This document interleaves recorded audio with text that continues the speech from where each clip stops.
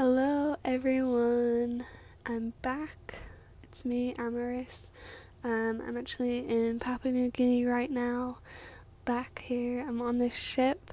That's why I'm wearing all this clothes. We had their Independence Day today, so yeah, lots of celebrations. Their 50 years Independence Day, so we're all jazzed up wearing all the Papua New Guinea clothes, which is fun. Yeah, this video is going to be more about the Marshall Islands and the 2 months that I spent there.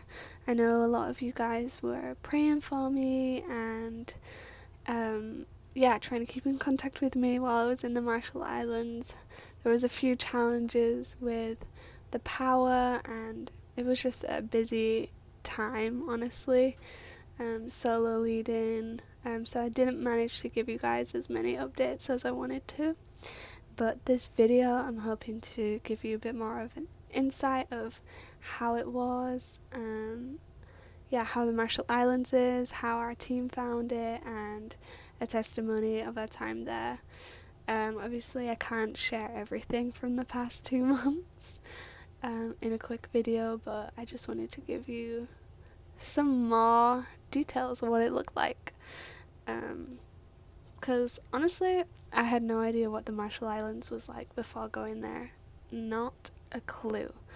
And I'm sure many of you guys have never even heard of that country before. So, it was also a very different outreach going there because it was pioneering. So, there's no Y1 base there, which means that we had to figure out our own accommodation. We had to do normal life, like making your own meals, which you don't do when you're living on a Y1 base most of the time. We had to figure out like buying food, looking after the place we're staying in, but also we had to start new relationships because there was nothing to build off of. Start new relationships, pray about what ministries to do and to start those as well. So it was starting all from scratch.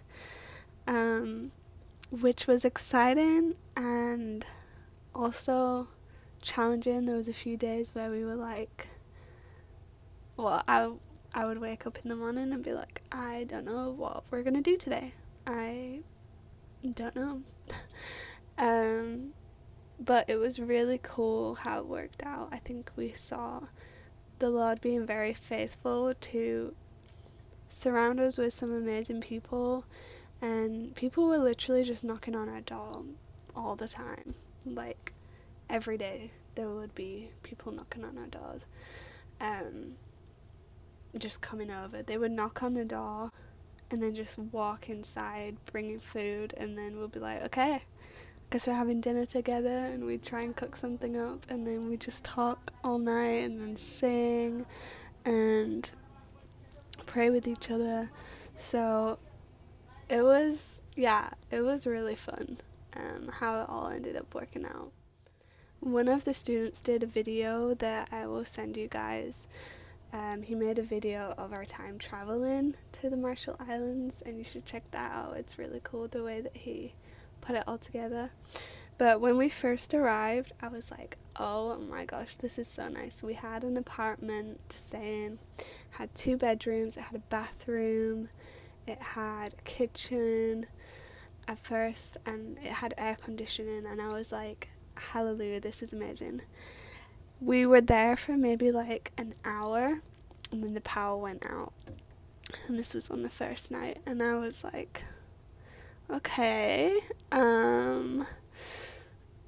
that's a little strange. And as soon as the power goes out, it means you can't cook anything, it means you're in the hot heat, you're in the dark, all the windows have been blocked off, so there's no natural light, and you don't have water.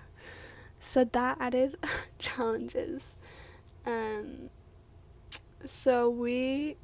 It took us some time to figure out how we had to buy the power, which was an extra expense that we wasn't aware of, and how to work around having these power cuts, because even if you had bought enough power, there would still be power cuts very regularly, which meant that everything was gone.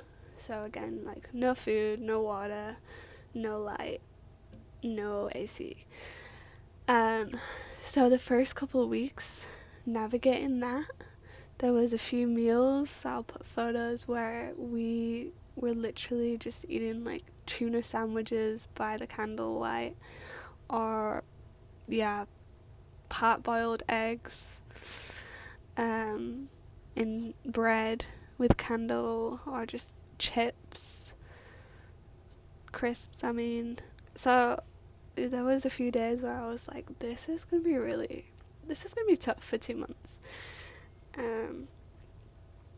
And then like 2 weeks in, the power cuts stopped, and we had this amazing apartment with power, with stuff that we could cook with, which was really great. And that ended up being a lot of our ministry, was literally just hosting people in our house. The final few weeks, the power cuts did start again, but we knew what to do by then. Like, we knew to, as soon as the power's on, save as much water as you can. We had loads of buckets full of water. We had food prepared for just in case. Like, we were more on the ball with things. But yeah, at the start we were like, ooh, gotta figure this out. Some of the people who were knocking on our doors were these little girls, and these little mischievous girls. They were probably ranging from like the age of maybe like 5 to 16. Some older than that. We had a couple older teenagers as well come up, but a lot of young girls would be knocking on our door, and just wanting to talk with us, or play games with us, or sing to us, or I don't know. I bought a ukulele, and they would use the ukulele. They would always knock on the door and ask to borrow the ukulele. The ukulele ended up getting absolutely trashed, and I left it there, but you know, they love the ukulele. They can all play ukulele there as well, which is really funny. But yeah, these girls would knock on the door, and at first it was another challenge. We had to figure out boundaries with them, because they would knock from the moment they see we turn the lights on or they hear any movement. They would just be knocking on the doors, on the windows. The windows were blocked off with boards, but they started ripping them off and peeking through the little holes and just watching us. So we had to put a blanket in front of the windows just to get some kind of privacy. But we really felt actually that those girls were a big part of our time there, and like seeing them every single day, we ended up getting to know a lot of them quite well, which was really cool. We ended up going to their schools and serving at their schools as well. There was a few deaf girls as well who we learnt sign language. Well, we tried to learn some sign language, talk to them too, and they were adorable. So yeah, they were a huge part of the 2 months that we had in the Marshall Islands. At the end of the time there, one of the girls had the idea that we do some kind of goodbye ceremony thing with the girls and actually invite them into our house. The whole time we'd been advised to not let them in your house, just in case, you know, they maybe steal something. I think some of them already did steal a few things from us, but hey. So we'd been advised to not invite them into the house, so we didn't. We always kept boundaries. We were like, you can hang out in our front yard area, but you're not allowed to come in. And then the final week, we were like, okay, we're gonna organize something and invite them into our house, and gift them all necklaces that we'd made, and give them a little letter with encouragement and words, and just honor each of them individually. So we did that, and it was really sweet. it took a long time to make all of these necklaces, but it was so fun to see their faces when we would invite them up and all their friends would be cheering and clapping, and then give them the necklace and give them the little note. And it's really funny because when we were reflecting later on and looking at some words that we'd got in intercession and prayer before arriving in the Marshall Islands, so before we even knew anything about the girls that would be knocking on our door every single day, I got a word from the Lord that said, let me check. So I saw a little ballerina outfit, and I felt like we should be celebrating femininity in young girls and making them feel like little princesses. And I wrote it down. I have a screenshot of the notes on my phone, and it was so cool for us as a team to look back at those words and see, wow, yeah, that was what the Lord had planned for us to do the whole time, even when we were stuck not knowing what to do some days and not seeing, like, we weren't really invited to churches to do the normal missionary things and like preach or teach or anything like that. But these girls were knocking on our door every single day, and that really was the main thing we were doing, was just hanging out with the girls. So to see how that, before we even arrived in the country, that was the word the Lord had spoken, and it came true. So it was really cool to see that. And there were so many other stories and so many other people that we got to meet who were really amazing. Even like when I think about how it was pretty challenging getting out of the Marshall Islands for me specifically. You might have seen, if you're on my WhatsApp group, you might have seen I ended up there way longer than I expected, due to issues of flights, and there was one point where I literally didn't have anywhere to stay, and I had to stay an extra night in the Marshall Islands. And this couple opened up their home to me, and they looked after me. They gave me food. My bag broke. They gave me a new bag.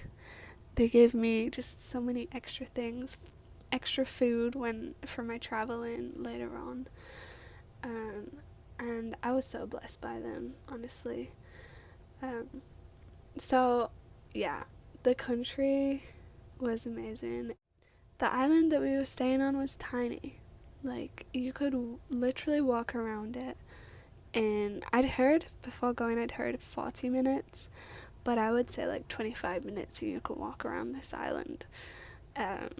Seriously, it was small, and there were so many kids there, and there were so many churches there. But yeah, the people there are so friendly. We really enjoyed being there.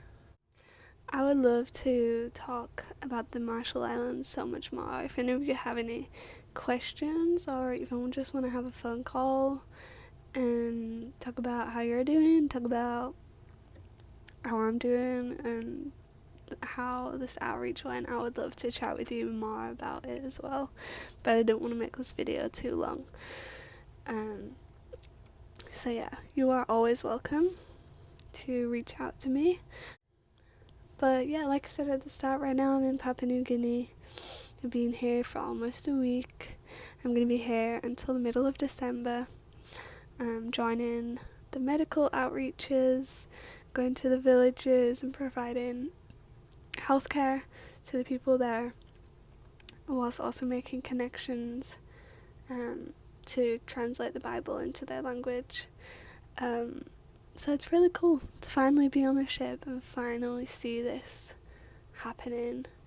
I've been to PNG twice before, and the ship's always been dry docked. It's never been actually up and running and going to villages, so now that it's doing this, it's so cool to see and to be a part of just for these next few months. So thank you everyone for all of your support. I will be trying to do more updates, maybe film some more things from the villages in Papua New Guinea that we go to. But I think that's everything from me for now. Hope you enjoyed this video, and I look forward to hearing from some of you. I hope you have an amazing day. Bye!